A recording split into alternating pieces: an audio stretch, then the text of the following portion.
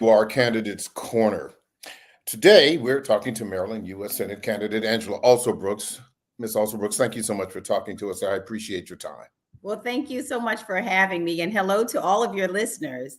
Thank you so very much. Let me get right into it. What is your best pitch to the voters ahead of this critical primary? Well, this primary is one of the most important we've seen in our lifetime, and it will determine, it's about the future. Not only what kind of state we will have, but what kind of country we'll have.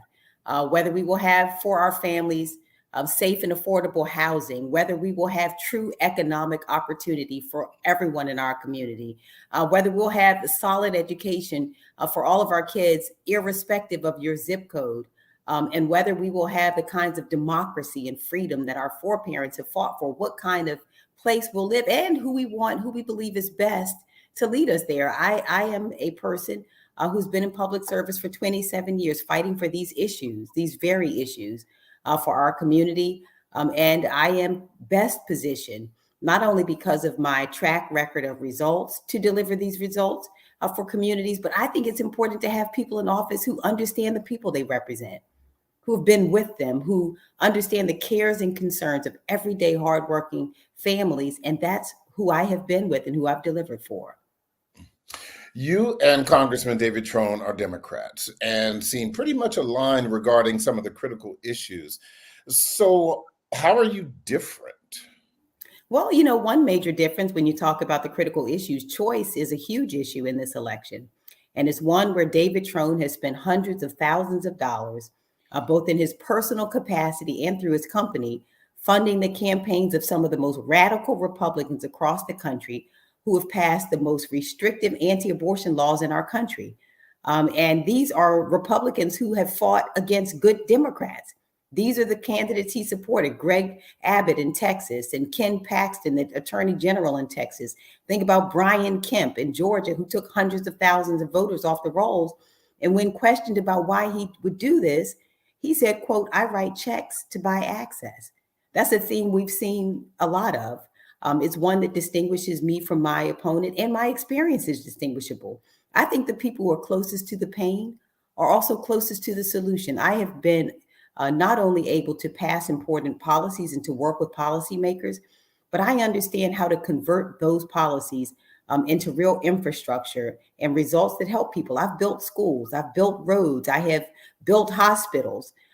Bringing back critical funding from the federal government. I brought the National FBI headquarters to Maryland. I've invested just in the last 2 years $100 million in the new Carrollton Metro Station. So I know how to deliver for people, and I will never set aside my values. I will instead continue to support Democrats and support people, and to fight against these Republicans who wanted to ban abortion nationally, who want to roll back voting rights. Recent polls suggested former Republican Governor Larry Hogan could beat either of you in the general election. What's your strategy should you advance to the general election against Hogan? Well, I think that, first of all, I believe I'm the best candidate in the general election. I think David Trone thinks I'm a formidable candidate. And I think if he didn't think that, he wouldn't have spent $47 million just to defeat me. I'm a strong candidate, will be in the general election. And I think that not only do I have a record that I can stand on, but Larry Hogan is a person whose positions are well known. He is not pro-choice. He has a very clear record of restricting abortion access in the state of Maryland.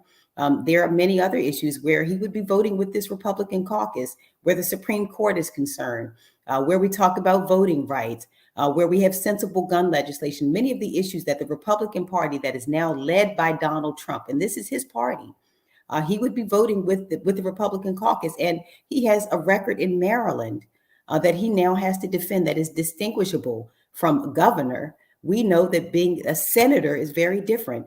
And many of these issues are ones where his views on these policies would not align with Maryland's views.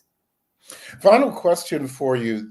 There are no women in the Maryland congressional delegation in the House or obviously in the Senate. Does that matter? Is that a selling point for you during this political season?